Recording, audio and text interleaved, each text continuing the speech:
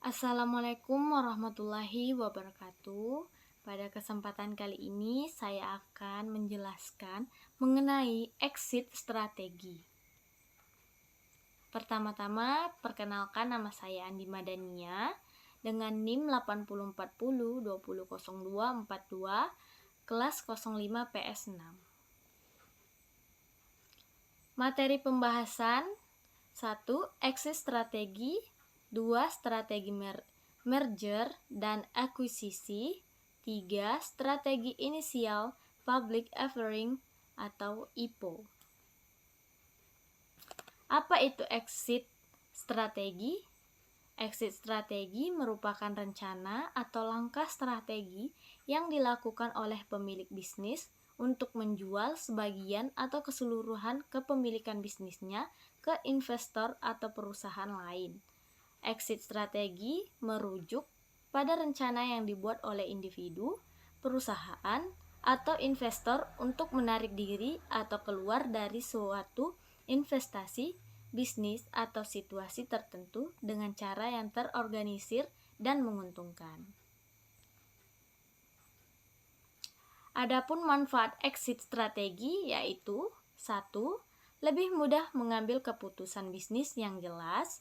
2. Membantu mengelola resiko dalam suatu investasi atau bisnis. 3. Menjadikan bisnis lebih menarik di mata konsumen. 4. Mengoptimalkan keuntungan. Adapun jenis-jenis exit strategi yaitu: 1. Strategi merger and acquisition. 2. Strategi inisial public offering atau IPO. Strategi merger and acquisition.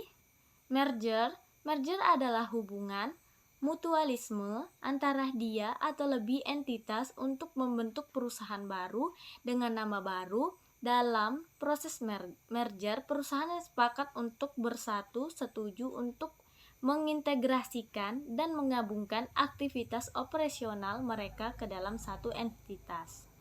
Sedangkan akuisisi adalah satu perusahaan membeli perusahaan yang lain secara langsung. Perusahaan yang mengambil alih inilah sebagai pemilik barunya. Akuisisi terjadi ketika satu perusahaan mengambil alih semua keputusan manajemen operasional perusahaan lain. Akuisisi membutuhkan uang tunai dalam jumlah besar karena umumnya membeli atau akuisisi saham perusahaan mayoritas.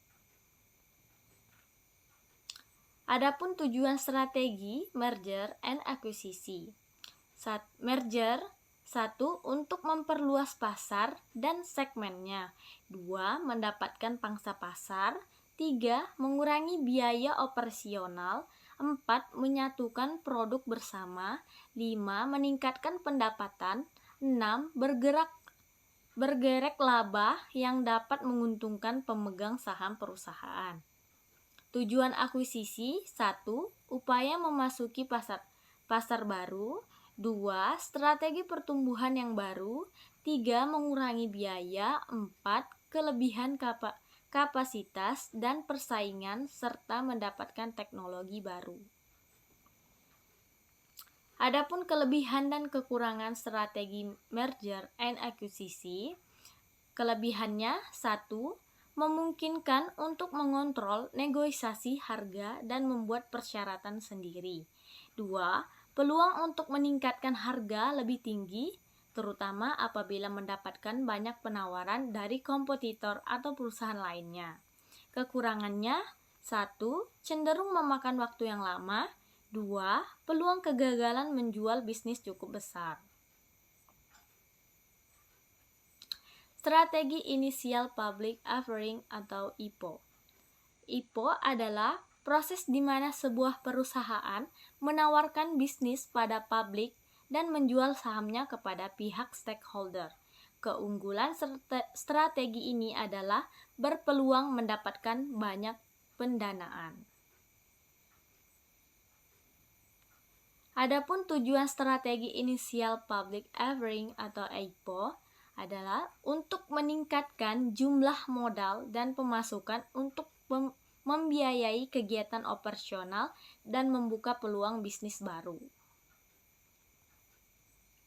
Adapun kelebihan dan kekurangan strategi initial public offering atau IPO, kelebihannya 1. Potensi untuk mendapatkan banyak keuntungan. 2. Menciptakan citra baik bagi perusahaan.